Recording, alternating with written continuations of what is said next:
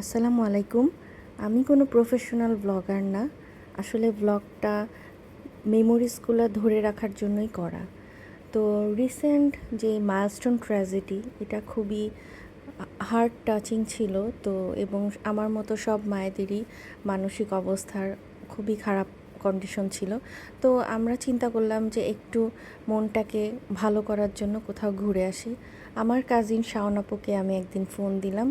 আপুকে বললাম, আপু চলো কোথাও থেকে ঘুরে আসি বাচ্চাদের নিয়ে। আপুও সাথে সাথে রাজি হয়ে গেল। তো আমরা ডিসাইড করলাম যে আমরা গাজীপুর মাওনায় ড্রিম স্কয়ার রিসোর্টটাতে ঘুরতে যাব।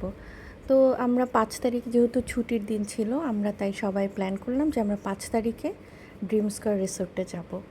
তো আমরা সকাল সকাল রওনা হয়ে গেলাম। রওনা হয়ে গাজীপুর গার্ডেনিয়া নামের একটা রেস্টুরেন্টে কিছুক্ষণ রেস্ট নিয়ে ব্রেকফাস্ট করার জন্য আমরা নামলাম। এরপরে আমরা প্রায় 2.5 ঘন্টা জার্নির পর আমরা ড্রিম স্কয়ার রিসোর্টে এসে পৌঁছালাম। তো আমরা ড্রিম স্কয়ার রিসোর্টে আগে থেকেই বুকিং করে এসেছিলাম। তো বুকিংয়ের জন্য আগে থেকে পেমেন্ট করা ছিল। তো আমাদের এর জন্য কোনো হ্যারাসমেন্ট হতে হয়নি। তো আমরা মোটামুটি 1টা থেকে 1:30টার মধ্যে আমরা ড্রিম স্কয়ার রিসোর্টে পৌঁছে গেলাম। রিসোর্টে পৌঁছানোর পরে আমরা ওইখানে ওয়েলকাম ড্রিঙ্কস দেখতে পেলাম। এরপরে আমরা লবিতে সবাই মিলে একটু হাঁটাহাঁটি করলাম এবং লবিটা ঘুরে দেখলাম। লবিটা মোটামুটি বড়, আমার কাছে অনেকটা সিলেটের দুসাই রিসোর্টের লবির মতো মনে হচ্ছিল। তো রিসোর্টে ঢোকার পরে মনে হলো যে এরিয়াটা অনেক বড় এবং অনেক মাঠ এবং অনেক গ্রিনারি, যেটা আমরা যারা ঢাকায় থাকি এটা গ্রিনারি দেখতে পাওয়াটা খুবই সৌভাগ্যের বিষয়, এরকম গ্রিনারি দেখতে পাওয়া। এরপরে আমরা একটা বাগি নিলাম। বাগিতে করে আমরা সবাই মিলে বাগিতে উঠলাম। আমার মেয়ে তো খুবই খুশি, সে তার বাগি বলতে পাগল, সে একদম পিছনে বসবে। এরপরে আমরা আস্তে আস্তে আমাদের রুমের দিকে চলতে লাগলাম। তো যাওয়ার পথে আমরা রিসোর্টটার একটা ওভারভিউ পেলাম। দেখলাম যে একটা বিশাল মাঠ, খুবই সবুজ এবং ফুটবল খেলার জন্য খুবই পারফেক্ট। তো হাবিবার সিয়াম ওরা তো ফুটবল ফ্রিক, তো ওরা প্ল্যান করতে লাগলো যে ওরা ফুটবল খেলবে, কিন্তু তাদের কাছে কোনো বল নাই। তো এটা খুবই মজার ছিল।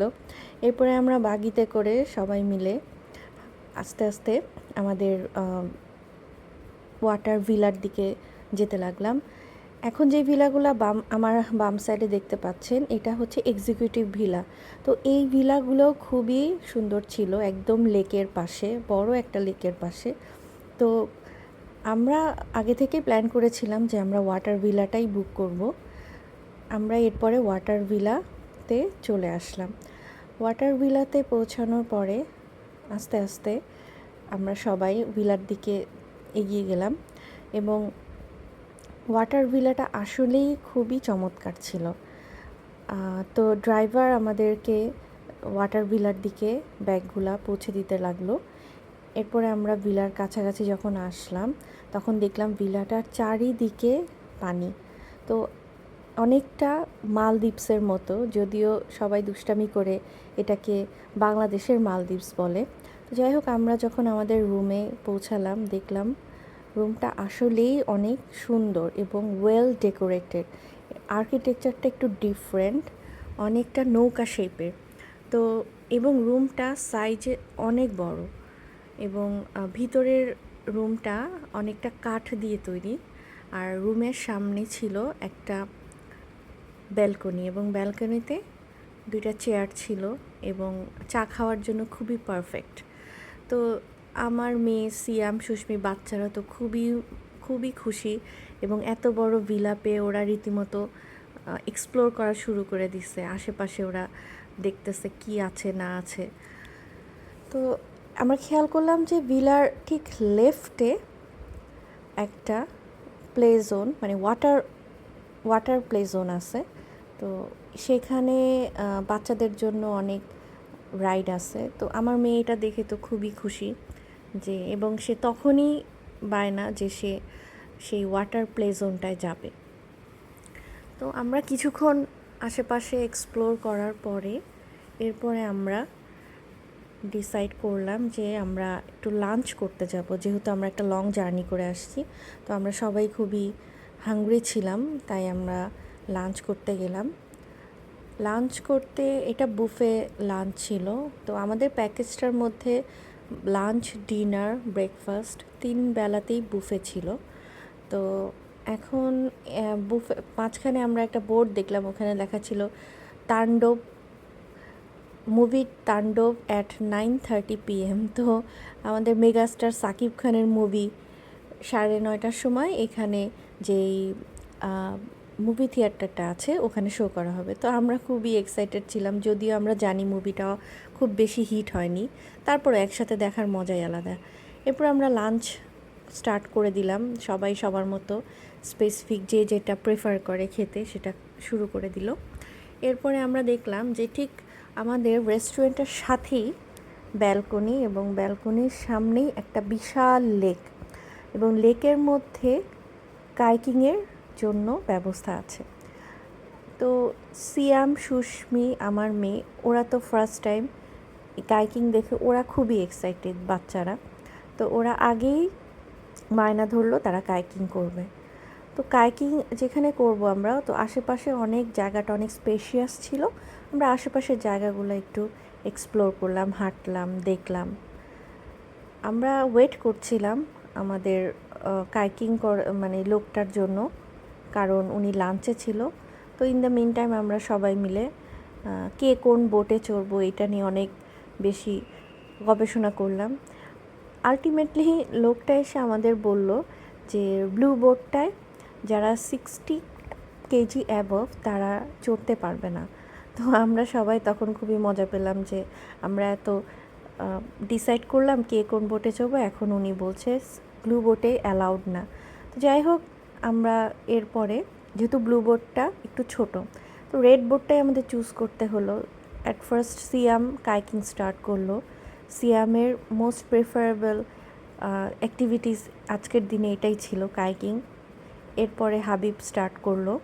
তো যেহেতু 2টা বোট, এই কারণে আমি, সুস্মি আর শাওন আপু আমরা ওয়েট করতে লাগলাম লাইফ জ্যাকেট পরে। আর বাচ্চাদের জন্য কাইকিংটা অ্যালাউড না, তো এই কারণে ওদের শেষ হয়ে গেলে আমরা কাইকিং স্টার্ট করব। তো আমার মেয়েও লাইফ জ্যাকেট পরে সে রেডি কাইকিংয়ের জন্য, যদিও বুঝতে পারতেছে না যে কাইকিংয়ের জন্য সে অ্যালাউড না। তো যাই হোক, সাডেনলি বৃষ্টি শুরু হয়ে গেল। ইট ওয়াজ আনএক্সপেক্টেড।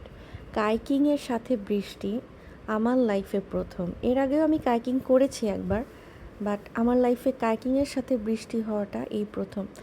তো সিয়াম এবং হাবিব পুরা লেকটা তারা কাইকিং করলো বৃষ্টির মধ্যে, এবং তারা খুবই এক্সাইটেড।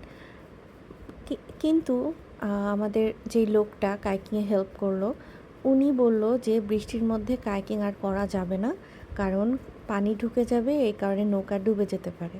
তো এই কারণে ওই সময় আমরা আর কাইকিং করতে পারলাম না, বাট আমরা পরে টাইম করে কাইকিং করেছিলাম। এরপরে আমরা বৃষ্টিতে ভিজতে ভিজতে ভিজতে চলে আসলাম একটা ব্রিজ, কানেক্টিং ব্রিজ, যেখানে আমি বলেছিলাম এক্সিকিউটিভ ভিলাগুলো আছে ওটার সামনে। তো ব্রিজটা খুবই বড়, এবং আমরা সবাই সেই ব্রিজটাতে অনেক ছবি তুললাম, ফান করলাম, ভিজলাম এবং মজা করলাম। এরপরে আমরা সুইমিং পুলের দিকে সবাই ডিসাইড করলাম যে এখন আমরা সবাই সুইমিং করব, কারণ বৃষ্টির মধ্যে সুইমিং করাটাও অনেক ফান। তো সবাই আমরা হাঁটতে হাঁটতে সুইমিং পুলের দিকে গেলাম। ইন দ্য মিন টাইম কিছু ছবি তুললাম বৃষ্টির মধ্যে মজা করে। তো আস্তে আস্তে আমরা সুইমিংয়ে চলে গেলাম। সুইমিংয়ে যাওয়া মাত্রই সুস্মি, ওয়ার্দা এক মুহূর্ত চিন্তা না করে সুইমিংয়ে ঝাঁপ দিয়ে পড়লো। সুইমিংয়ের ওখানে একটা স্লাইড ছিল, একটা ব্লু কালার একটা হোয়াইট কালার, এবং স্লাইডটা অনেক বড়। তো হাবিব আর সিয়াম দুইজন মিলে সেই স্লাইডটা চড়লো। আমি আর সুস্মি দুজন একসাথে পানির মধ্যে অনেক মজা করলাম, আপু, আমি, সুস্মি। এরপরে আমার মেয়ে সে বেবি পুলে যাবে। সে সিয়ামকে একবার ডাকে, আমাকে একবার ডাকে, বাবাকে একবার ডাকে, যে সে বেবি পুলে যাবে, কারণ বড়দের পুলে সে তার জন্য একটু হাইট হয় পানিটা। তো যাই হোক, সে বেবি পুলে গেল, আর আমাদের ড্যান্সিং কুইন সুস্মি, ওর সাথে নাচ করার মজাই আলাদা। তো আমরা দুজন মিলে কিছু স্টেপ করলাম। এরপরে যাই হোক, রাত হয়ে গেলো, আমরা একটু রেস্ট নিই। এবার আমরা রাতেবেলা সবাই বের হলাম যে আমরা রাতের ড্রিম স্কোয়ার রিসোর্টটা কেমন লাগে আমরা ঘুরে দেখব। এরপরে এগেইন আমরা একটা বাগি নিলাম। বাগি নিয়ে আস্তে আস্তে আমরা প্রত্যেকটা জায়গায় বাগি নিয়ে ঘুরলাম। লবির সামনে খুব সুন্দর একটা লাইটিং ছিল, তাই শাওন আপু বললো চলো আমরা এই লাইটিংয়ে একটু ছবি তুলি। এ কারণে এর সামনে আমরা কয়েকটা ছবি তুললাম। এরপর দেখলাম আমাদের কটেজগুলা রাতের বেলায় লাইটিংয়ে কত সুন্দর লাগে, দূর থেকে জিনিসটা আরও সুন্দর। তো যাই হোক, আমরা সেই কটেজগুলা সবাই মিলে দেখলাম। এরপরে আমরা একটা জায়গায় গেলাম, এটা হচ্ছে বাংলাদেশের অপেরা হাউস। তো ওখানে সুস্মিকে বললাম তুমিও কিছু অ্যাস্থেটিক ড্যান্স স্টেপ করো, ও সেটা রাজি হয়ে গেল। এরপরে আমরা আস্তে আস্তে আবার সেই ব্রিজটার কাছে চলে আসলাম।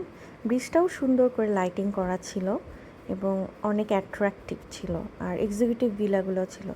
আমরা এরপরে আমাদের ডিনার শেষে আমরা আমাদের মেগাস্টার সাকিব খানের মুভি দেখতে আসলাম। মোটামুটি আমরা 11:30 পর্যন্ত ছিলাম। তো এটাই আমাদের মোটামুটি ট্যুরের ওভারভিউ। এই ছবিগুলো আসলে সকালবেলায় তোলা। এরপরে চলে আসার আগে কিছু কিছু জায়গা আমাদের দেখা বাকি ছিল, স্পেশালি এটা ভিলার সামনে ছবি তোলা, আর আমাদের জায়গা দেখা বাকি ছিল হচ্ছে ওয়াচ টাওয়ার। তো ওয়াচ টাওয়ারে এরপরে আমি, হাবিব, ওয়ার্দা সবাই মিলে ওয়াচ টাওয়ারে গেলাম। ওয়াচ টাওয়ারটা হাঁটতে হাঁটতেই গেলাম, সারাক্ষণ তো বাগিতেই ছিলাম। তো ওয়াচ টাওয়ারটা থেকে আসলে একদম উপর থেকে পুরা এরিয়াটা দেখতে পাওয়া যায়। আমি যতটুকু ভেবেছিলাম যে ওয়াচ টাওয়ারটা, আমি ভেবেছিলাম যে এই রিসোর্টটা যতটা না বড়, তার চেয়েও রিসোর্টটা আরও বড়, কারণ আরও অনেক বিশাল এলাকা জুড়ে এটার জায়গা আছে। তো এটা হচ্ছে প্লে জোনটা, ওয়াচ টাওয়ার থেকে ভিউটা। তো এবং সাথে এই যে আপনারা দেখতে পাচ্ছেন যে আর একটা লেক আছে, পিছনের দিকে রাস্তা চলে গেছে, তার পিছনে কিছু সবজি বাগান আছে।